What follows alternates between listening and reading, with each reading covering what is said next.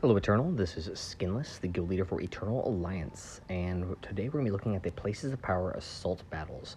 I believe I may have made a video previously on this, but kind of cleaning up things and making sure this is kind of the right thing to show everyone, as far as for not everyone has a Galactic Legend, or specifically for this one, because I mean, when you're doing the Places of Power, you can either use the Sith units or your First Order. So if you have SLKR or Sith Eternal, they can be made super trivial to do the challenge tier 3. But for those who don't have one of them, but you do have some decently relic individuals outside of it, or at least close enough, you can use this lineup here with Emperor Palpatine, Darth Revan, Nihilus, Bastila Shan, and Darth Malak. And I've seen this done actually with a Gear 12 Nihilus as well. It's a lot harder, but can be done. It's not one of those things where it has to be necessarily Gear 13. It just helps out a lot. Specifically for Palpatine, I've got him R7, but I was able to do this as low as, I want to say it was like R3 or 4. I was able to make this happen using him with having the double Zeta there, specifically he's having his leader ability set up to go, making sure you get the all your debuffs and everything going. Well, I should probably give him stats. Stats are complete garbage. He's not modded very well. He's very slow, low damage. So I mean, he's got the special offense, but I mean, he's not well modded. I really need to go back and do that. So you can do this with relatively lower mods, so you can see those stats and kind of see if you hit those with the lower relic tiers. Darth Revan, mine is modded pretty quick. You can do this a lot slower though. And I have him at 345 speed. You can do this a lot slower, like the 300 range, just early 300 easily. And as far as for, I mean, a lot of people do the more physical offense for him, so people like to do the more damage, and that's completely fine as well, as long as he's taking turns. So the 300 range is really what I recommend. I've got all of his Zetas. Nihilus, now he's also not exactly modded the craziest. So I have him, pretty slow, and I've actually got him the opposite of what you're supposed to do. You're supposed to actually mod him with health, not protection. But I've got the, opposite kind of effect going here. But as long as he's got the survivability is really what it comes down to. Just make sure you got him survivable. So that way he's going to be able to get his annihilates off as needed. Bastila Shan, I've got her slower than most, the 293. I mean, I know when I say most, a lot of people are trying to go for the 300 range. I was doing this back when she was like 270 speed, 265, so she doesn't have to be that fast. I like the potency on her just for the shock and everything, so it doesn't have to be super crazy. Just kind of showing you some of what I've got going on here, so you kind of get an idea. Same with Malak, he can be a lot lower relic level, as long as he's got the survivability is really what it comes down to. I've got mine at 302 speed, but the protection is really what matters to me. Some people like to go for the tenacity, but in this scenario here specifically, I'm just going for the protection pool, so he's got a bit more to work with. So let's go ahead and jump into this and kind of give you some tools on how to properly set yourself up and 3-star this actually with this lineup here. So off the bat, they're going to be taking a lot of turns, so making sure you got your survivability to go off the bat is really ideal. Even at my 345 speed, you can see I'm going way later than anybody else. So it's just a matter of surviving that initial onslaught. So I always go ahead here and I start off trying to take out the leader of the team. So I'm going to go ahead and spread some fear.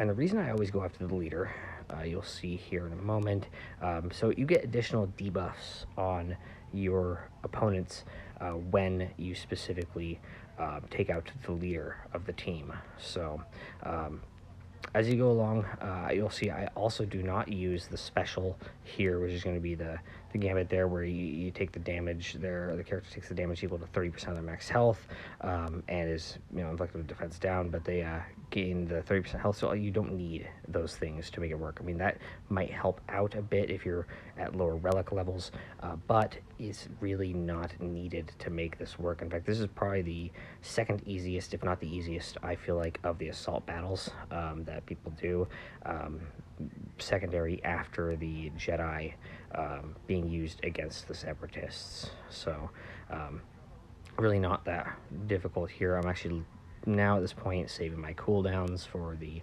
next turn, so that way I can get things off and rolling a lot quicker.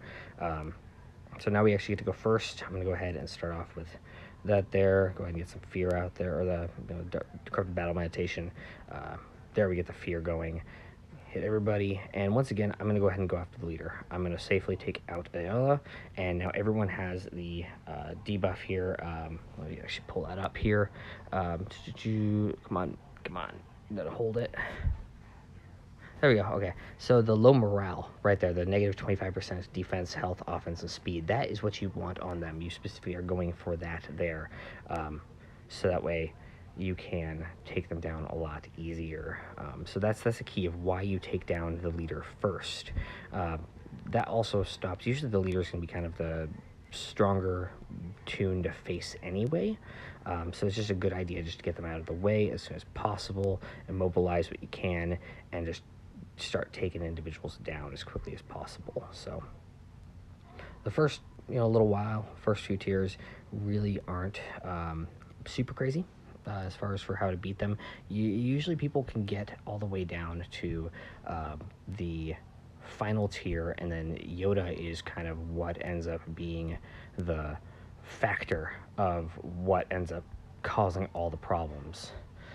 So you'll want to line yourself up for that, and that's kind of what I'm going to be showing here and lining up for. Make sure you're using specials when you are getting lower on health, but not super crazy required depending upon how tanky your individuals are. So we'll go ahead and use that there. Just get ourselves to the next round. Normally, you'll notice that tiers 4 and tier 8 are always going to be the difficult ones to have to face. So we want to go ahead and set ourselves up for those specifically. So we're going to be getting ourselves ready for that tier 4, which is can be difficult depending. Now we can actually go after the leader. So now I want to get the cooldown for Nihilus ready to go again, which would be ideal. So you want to make sure you set yourself up. Now they have plenty of health, so I knew I could go ahead and make that happen. These guys are kind of annoying where they hide underneath a stealth. I'll go ahead and do that. And because of their massive protection pool and health pool, you can get away with using your specials for quite a bit. So you don't have to be super frugal until a certain point where you'll kind of notice what's going to be the right point and what's not. Usually I go after these guys here just because they're going to have that AoE, and I really don't want to have to deal with that. Those are the dangerous bits I found when you are getting into some of these battles. So see, you get the AoE, just annoying.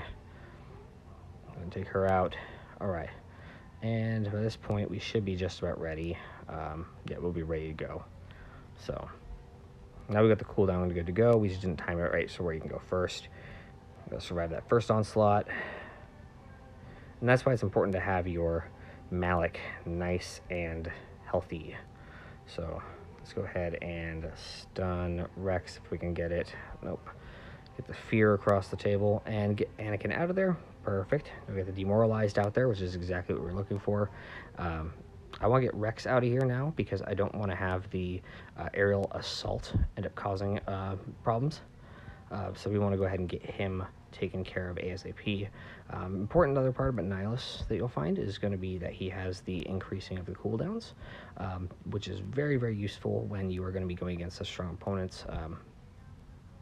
So you don't really want to be in a spot where you are getting just absolutely just annihilated with all their specials. So but take him out there, and then I'm saving the Annihilate for 5s, so I can just go ahead and take down Ahsoka here with everything I've got, so that way she's not doing her silly heal crap. Go ahead and take down that. Alright, so now we can go ahead and take out 5s.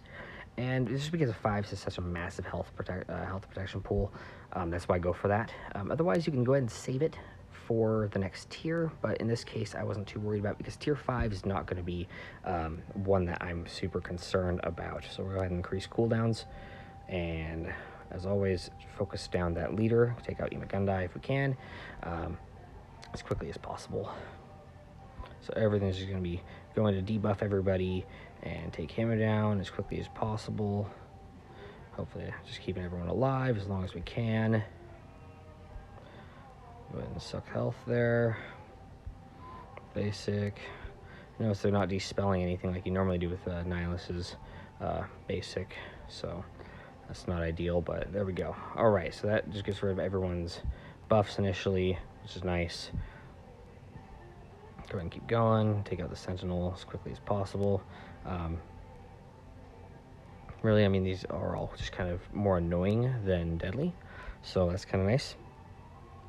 So tier 5 is really not a hard tier to have to worry too much about, and we're just kind of getting those debuffs out there as best we can.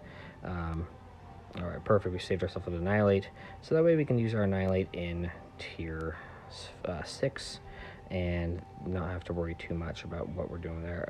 All right, so we're getting some damage there. Not very happy about that, but we go ahead and use some specials. Just kind of try to heal up as best we can. There we go. Just continuing to try to heal if we can. I know they're countering a lot. Not ideal. All right, hopefully Drevin can kind of heal up a little bit and get back in the game. All right, there we go. Didn't really work. All right, Drevin's looking pretty good now.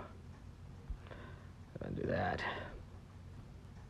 And since Kit Fisto is in a good spot there, I'm actually gonna go ahead and annihilate one of the guards, since we can just go ahead and take out Fisto without having to worry about anyone else. I just want to get rid of that, that major health pool that they have in protection pool, because I mean, these guys, they take forever to die. So continuing along here, go ahead and get our annihilate cooldown set up, good to go. And you can see everyone's kind of just chipping away. It's a bit of a longer battle. And honestly, once you're at a point, if you have the levels I do as far as relics go, you can kind of actually end up going forward and allowing auto to play. So you can pretty much auto all the way to tier 4 and then play tier 4 by hand, and then jump back in and play tier 7 and 8, because 7 is really important, specifically because we need to line this up just right. So we're going to go ahead and take out Luminera because she's the leader. Barris can be really annoying, but you really want to make sure that you're doing kind of what we've been going along and doing this whole time, where you get the debuff there for taking out the leader. Then I go ahead and take out Barris. I'm going to hold on to my Annihilate, just because at this point with the Annihilate, I really want to save that so that I can go ahead and first thing take out Yoda. So we're just setting ourselves up for the final tier at this point.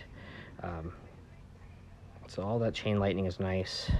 At some point I'm going to need to lower all, my cooldowns. So probably at this point I would say start using your basics if possible, just so that way you can properly set yourself up for that next phase or wave.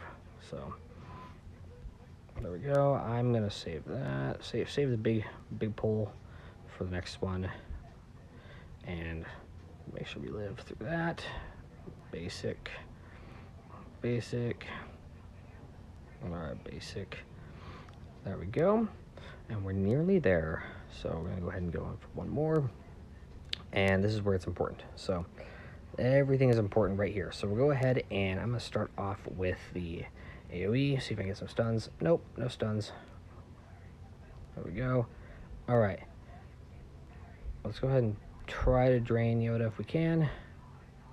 There we go. And pop our Annihilate. All right. Everyone gets the debuff. Everybody gets a debuff, which is great. So let's go ahead and take out Mace Windu. Mace Windu he's pretty annoying to have to face. But really at this point, once you've gotten Yoda out of the picture, you're actually in really good standing. It's just kind of a survivability than anything else at this point. So we're going to go ahead and work our way around if we can. Kenobi's going to be taunting consistently.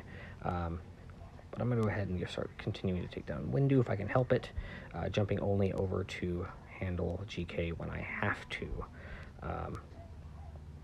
And maybe that's not always the number one strategy. I found that it works pretty well when I want to take down the others. Oh, there we go. I would have gone back to Windu again if I could have. All right.